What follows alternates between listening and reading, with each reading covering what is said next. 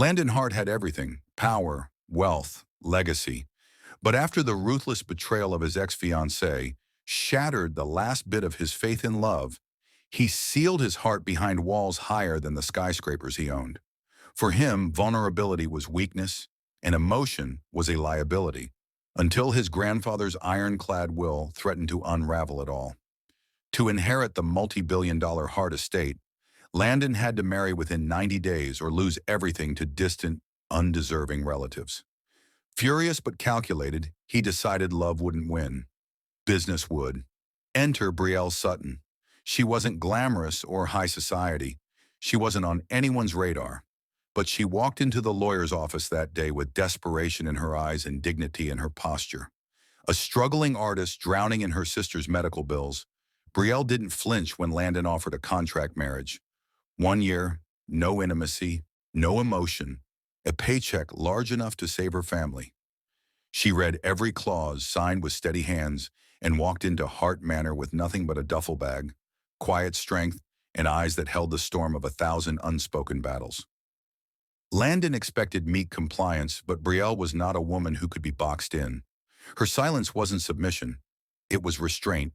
Her solitude wasn't fear. It was survival. Every morning she rose before dawn and painted in the sunroom, her brushstrokes bringing warmth to walls that had known only cold. Landon told himself he didn't notice, but he did. He noticed the way her hair fell over her shoulder as she worked, the way she murmured to herself when mixing colors, the way her presence softened even the sharpest corners of the mansion. She didn't ask about his past, didn't pry into his life, didn't pretend to care, and somehow that made him want to tell her everything. But he didn't, couldn't, wouldn't. She wasn't supposed to mean anything, yet every time she passed him in the hallway, smelling of lavender and rain, something unfamiliar twisted inside him. He found himself listening for her footsteps, lingering at dinner just to watch her tuck her hair behind her ear, wondering what pain made her so brave, what dreams she locked away every night. Then one stormy evening, he passed the studio door and froze. On the canvas was his face, not as the cold mogul the world knew, but stripped of armor, haunted, human. She'd painted him as if she saw him, and it shook him. Brielle didn't know he stood there, chest tight, jaw clenched, heart warring with logic. She didn't know that the man who swore never to feel again was slowly unraveling. And Landon didn't know that in pretending to be his wife, she was quietly becoming something far more dangerous: his weakness. The storm outside had nothing on the one brewing inside Hart Manor, and as thunder cracked through the night sky, the walls of the estate seemed to vibrate with the tension between Landon and Brielle. What began as a silent contract, a clear, unemotional agreement, was unraveling thread by thread. Not because either of them broke the rules, but because they both were starting to feel the weight of pretending. Landon walked the halls like a ghost with authority, yet every corner he turned lately had the scent of vanilla and the faint echo of Brielle's laughter shared with the housekeeper or the gardener. She brought life into places that had been dead for years, and it infuriated him in ways he couldn't explain. She rearranged the curtains, added colors to the dining room, and once dared to play music while making lemon tarts for the staff. And that audacity, that strange kind of grace, made something inside him twitch. He called it insubordination, but it felt like disruption. When the tabloid headline exploded online, her photo next to a poisoned caption branding her a gold digger bride, he didn't stop to ask questions. He stormed into the drawing room where she sat sketching in silence, threw the paper on the table like a verdict, and watched her expression fall, not with guilt, but disappointment. She didn't cry. She didn't beg. She stood up, looked him in the eye, and delivered her truth like a blade. I didn't leak anything. I've been hiding from the world, not selling my soul to it. You think I wanted this headline? This house? You think this was my dream? His rage boiled into words he couldn't retract, accusing her of betrayal, of manipulation, of dragging his legacy through the mud. That's when she struck, not with her hand, but with words that shook him harder than any slap could. Don't forget who saved your empire. Don't forget that I'm the reason you're still wearing that name with pride. Her voice cracked with anger, not sorrow. and her chest rose with the weight of every sacrifice she never spoke aloud. And in that moment, Landon saw her not as a pawn, not as a placeholder, but as a woman made of steel and heartbreak. Their shouting matched the rain pounding against the windows, and each insult exchange wasn't just fury, it was the sound of walls crumbling. She accused him of hiding behind control because he was terrified of feeling, and he accused her of pretending not to care when clearly she did. Lightning flashed behind her silhouette, and the fire in her eyes made him forget the storm outside. The hallway between them was narrow, but the space felt like a battlefield of ghosts and untold stories. Landon's fists clenched at his sides, not out of rage, but restraint. He wanted to touch her. He wanted to drag the truth from her lips, not for clarity, but for closeness. Brielle, breathless and trembling, turned to leave, but paused just long enough for him to see the tears she refused to let fall. And something inside him cracked, not fully, not yet, but enough to know this paper marriage was no longer paper. That night he couldn't sleep. Her words played in his head on repeat, not because they hurt, but because they were right. He'd been given the world and still lost everything that mattered, yet here was a woman who had nothing and still found ways to give. And for the first time in years, he didn't feel numb. He felt alive. He felt cornered. He felt terrified. And worst of all, he felt drawn to her, and there was no contract that could protect him from that. The rain fell harder the following day, and the storm that had passed between them seemed to have left something heavier behind. Landon couldn't shake the weight of Brielle's words. She had accused him of hiding behind control to avoid feeling, and for the first time in years, he realized just how true it was. But it wasn't just the argument that lingered. It was the woman herself, the one who had somehow, without effort, infiltrated his cold, well-ordered world. He found himself watching her more closely in the days that followed, studying the way she moved with quiet grace, the way she stared out the window as if seeing something far beyond the estate. It was one afternoon, when the rain tapped softly against the windows, that his gaze landed on something he hadn't noticed before. Her sketchbook. He'd always been careful to respect her space, never prying, never crossing boundaries, but today something pulled him toward it. He flipped through the pages and what he saw stopped him cold. There, in the soft strokes of her pencil, were images he couldn't ignore. Images of a hospital room, a small bed with tubes and wires, and a little girl's fragile hand gripping the edge of the sheet. The portraits were raw, drenched in pain and loss, and it hit him like a punch to the gut. Brielle's past wasn't what she had led him to believe. This wasn't just a woman running from something. This was a woman who had suffered, who had sacrificed, who had buried grief in order to keep moving forward. Unable to shake the feeling that something wasn't right, Landon followed her the next day. He knew he was crossing a line, but he couldn't stop himself. When he found her sitting at a child's grave in the pouring rain, her head bowed, her fingers trembling as she whispered promises to the stone, his heart twisted. She wasn't crying, but her lips trembled, and the weight of her sorrow was so palpable that it seemed to hang in the air.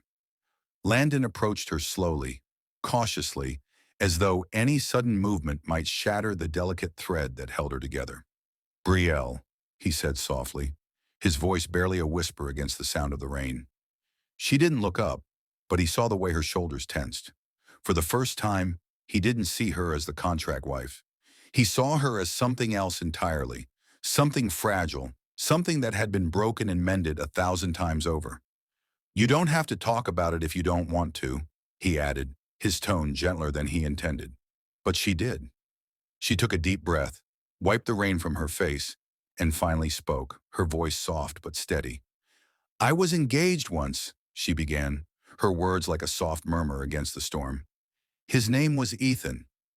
We were supposed to have a life together, a future, but then he died in a car crash."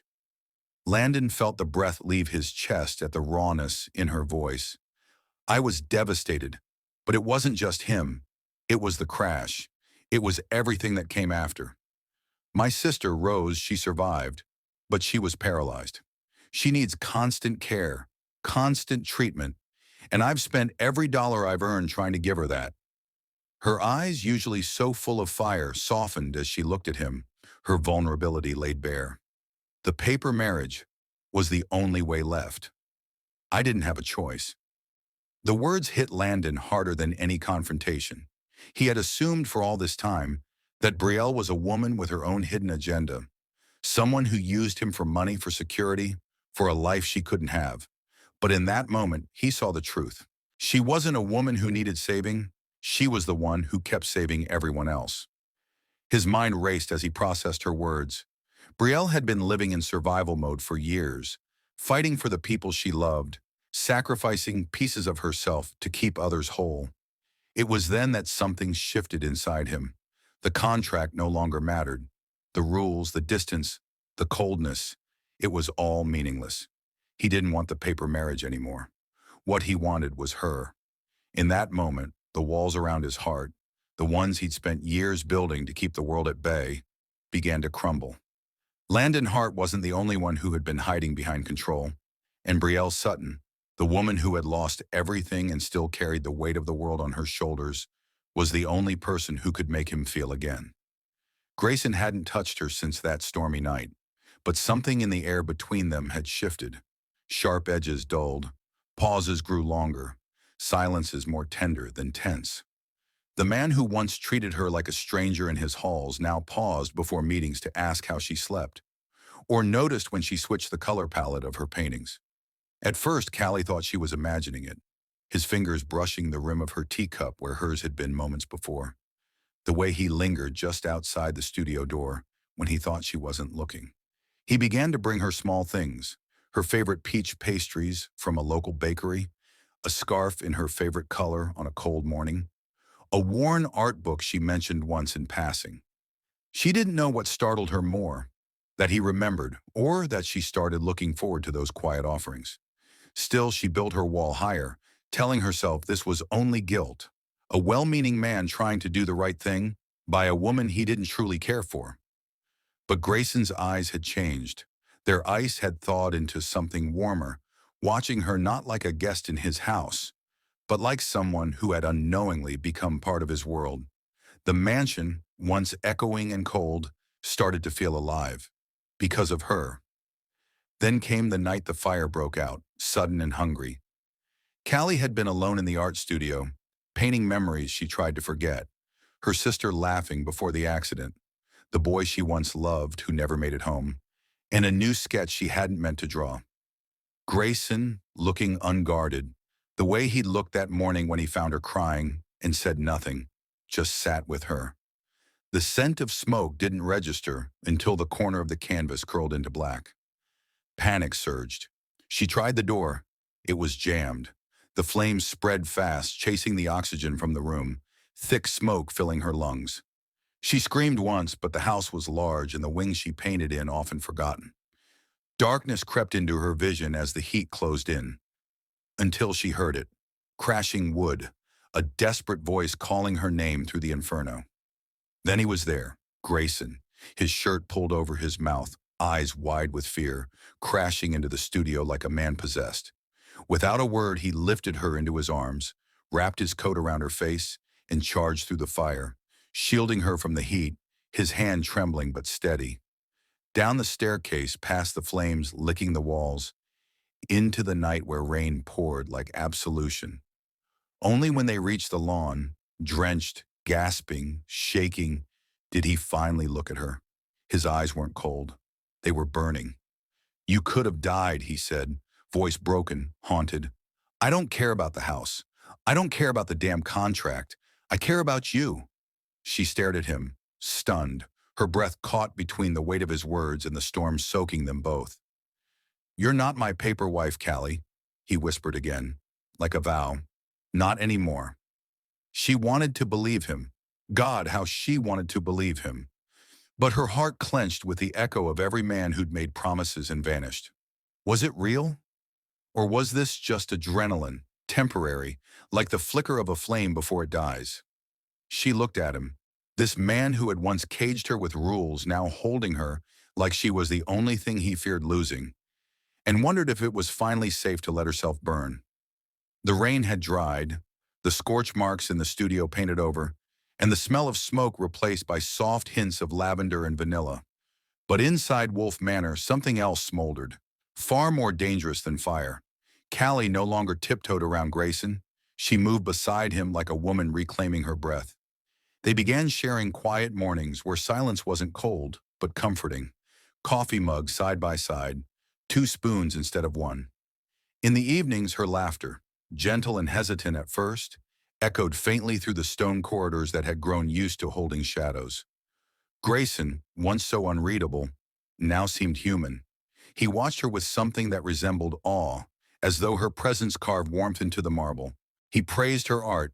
He defended her to the press. He even started keeping his meetings shorter, just to have dinner with her. And Callie, cautious and bruised from a lifetime of loss, began to lean into it, allowing herself to believe, if just a little, that what they were building might be more than survival. But love has a cruel sense of timing, and so it arrived like a hurricane in the form of Miranda Whitmore. Tall, polished, venom-tongued, and as poised as a woman who knew exactly what she was there to ruin.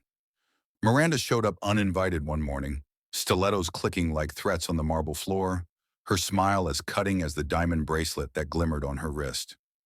Grayson had frozen in place when he saw her, and Callie watched the color drain from his face. Not from love, but from dread. Miranda wasted no time. "Your grandfather's will?" she said, sliding a folded document across the dining table like a poker card. "He changed it. The clause about marriage? Gone. Voided 2 weeks before he passed." Callie stared at the paper without touching it, her pulse a wild drum in her ears. She turned to Grayson, expecting protest, denial, anything, but he said nothing, not even a flinch. She saw it then, the truth gleaming in his eyes like broken glass. He had known. He had known all along. The floor beneath her felt as unstable as water. The silence between them wasn't heavy. It was hollow, a vacuum where love should have been. She said nothing that night, curled up in bed without sleep, blinking at the ceiling while her heart threatened to shatter under the weight of betrayal. In the morning, she did what she always did when the world betrayed her. She packed. Her sketchbooks went first, then her worn sneakers, the scarf her sister had given her last Christmas. She found her way into Grayson's study for one last look, maybe a note, a keepsake, and there in the bottom drawer, tucked under a pile of untouched contracts, was the truth written in legal ink, the document, signed, stamped, dated, days before their wedding. The air left her lungs like a punch. She sank to the floor with the paper clutched in shaking hands, her vision swimming with betrayal and heartbreak. He could have told her. He could have chosen honesty, but he chose silence, and that silence was louder than any lie. She left her ring on his nightstand, her keys by the sink, and a single folded note with 6 words that bled from her soul. "You had a choice. You lied." As she stood at the front door with her bag over her shoulder and one last glance at the home that never became hers, she felt it, not the pain of losing him, but the ache of believing she ever had him to begin with. When Grayson returned hours later, the emptiness in the house screamed. The echo of her absence was deafening. Her scent still lingered. Her shoes were gone, her laughter erased. And on the pillow where she used to sleep, all that remained was the imprint of someone who had given everything and finally walked away. The door slammed behind her like thunder itself, but even that wasn't as loud as the silence she left inside him. Grayson stood in the center of the hallway, fists clenched at his sides, breath ragged as the reality hit. Callie had walked out not because of the contract, but because he had broken something far deeper, her trust. And outside, as if the sky itself mourned what they were losing, rain began to pour in sheets cold and relentless, streaking down the tall windows of Wolf Manor, like the tears he couldn't let fall. Lightning slashed the sky, momentarily lighting up the anguish on his face before darkness swallowed him again. But something in him snapped. He grabbed his keys and bolted out the door, not caring that the storm had grown wild, not caring that the road ahead twisted like the doubts in his chest. He drove fast, windshield wipers struggling against the deluge, headlights piercing the storm as he scanned every road, every intersection, heart in his throat. And then, as though fate still offered mercy, he saw her car, parked crooked on the side of the road, hazard lights blinking weakly, a silhouette hunched behind the wheel. He pulled over so fast his tires screeched against wet gravel, rushing out into the rain, calling her name through the roar of thunder. When she didn't respond, panic gripped him, but then he saw her, Callie, soaked and shivering, trying to push the car door closed as the wind fought her back. Without a word, he wrapped his arms around her, guiding her gently to his SUV, slamming the door shut behind them as the warmth of the interior fogged their breaths. She didn't look at him, her jaw clenched, eyes forward. But he didn't need her words to feel the heartbreak radiating from her. He had caused it. Back at the manor, the fire was still glowing faintly in the hearth, and the storm outside cracked like a warning of what they'd almost lost. Callie sat down first, wrapping a dry blanket around her shoulders, raindrops sliding down her cheeks like tears, though she refused to cry. Grayson kneeled in front of her, hands on his knees, heart bare, and in the silence the question came. Not angry, just aching. Why chase me now, Grayson? He lifted his eyes to hers, everything in him stripped of ego and pride, and answered, because I've lost control of everything I thought I knew, everything I thought I wanted. I thought I was doing the right thing by holding back, by pretending this was still just a contract, but somewhere in between your silent strength, your laughter in empty rooms, your sketches left on tables, your pain hidden in your eyes, I fell. Her eyes widened slightly, but she didn't interrupt, didn't move, so he continued, voice cracking. I fell for you, not the paper version of you, not the stranger I thought you'd remain. I fell for the woman who bears storms quietly, who gave up her dreams to save her sister, who never once asked for pity, but gave compassion freely. I fell in love with you, Callie, and that terrified me because I didn't think I deserved it. A tear slid down her cheek now, not from pain, but from recognition, from the feeling of being truly seen, and her fingers reached out slowly, brushing against his knuckles as if testing whether he was real. Then why didn't you tell me, she whispered, her voice cracking under the weight of what they'd almost let go. Because I was afraid you'd leave if I told you the marriage didn't matter anymore, he admitted. And I didn't want you to think I only stayed because of duty. I stayed because walking away from you felt like walking into an empty life. Her breath caught, and slowly, painfully, she leaned in, resting her forehead against his, their breaths mingling in the warmth of the fire as thunder rolled above. And when their lips met, it wasn't fast or desperate. It was slow, reverent, filled with all the things words had failed to say. A kiss that felt like healing, like forgiveness, like home.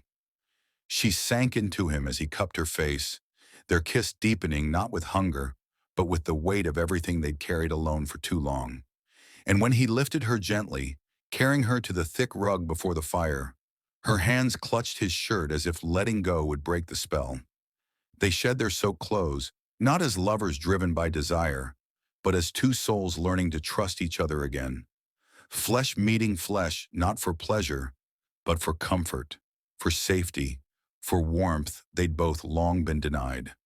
In the glow of the fireplace, with shadows flickering across the walls, they made love. Not rushed, not wild, but soft and sacred, exploring each other with reverence, their sighs quiet and broken only by whispered names, their bodies moving as if they'd done this 1,000 times in another life, as if fate had always intended for them to meet here, in this moment, in this storm. Afterward, wrapped in blankets, her head on his chest, fingers tracing circles over his heart, she whispered, I'm scared, Grayson. And he kissed her hair, replying, so am I, but I'd rather be scared with you than safe without you. And in that tender darkness, as rain tapped against the windows like a lullaby and the fire burned low, they drifted into sleep.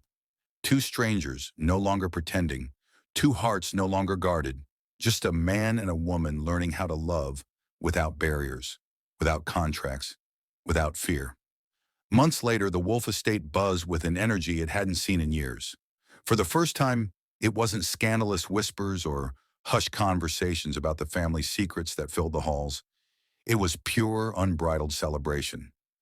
Grayson Wolf, once the epitome of cold wealth and detachment, had finally opened his heart. What began as a calculated contract had evolved into something neither of them had expected. The transformation wasn't just in the way he looked at her, but in the way he saw himself. Grayson had spent his life building walls, fortresses of control that made him feel secure, invincible. But with Callie, everything had changed. Her kindness had unraveled the layers of his carefully constructed life, showing him that love wasn't a weakness, it was a strength, one that made them both more than they had ever been alone. Grayson, who had once seen everything as a transaction, now stood before her with trembling hands and a heart laid bare. He had planned everything meticulously, but there was no preparation for the overwhelming emotions that flooded him as he took a knee before her. The room grew still, the outside world fading away until it was just the two of them. I want to be your husband, not just on paper, in heart, in soul, forever. His voice cracked with the weight of everything he was feeling, and as he spoke, a wave of vulnerability washed over him, one that he had never allowed himself to feel before. There was no mask, no barriers, just the man he had become because of her. I'm offering you my heart, Callie, he continued, the words so raw they seemed to tremble in the air between them. Not because I have to, but because I can't imagine a life without you in it. Callie's eyes filled with tears, her breath catching as the full gravity of his words hit her. This wasn't a deal, a contract, or a formality. It was real. Every doubt, every fear she had held on to melted away, leaving only a truth so pure that it felt like the earth shifting beneath them. Grayson, the man who had once lived in shadows, now stood before her, vulnerable and offering her everything. Yes, she whispered, the word barely a breath, but it carried the weight of years of longing, of pain, and finally of hope.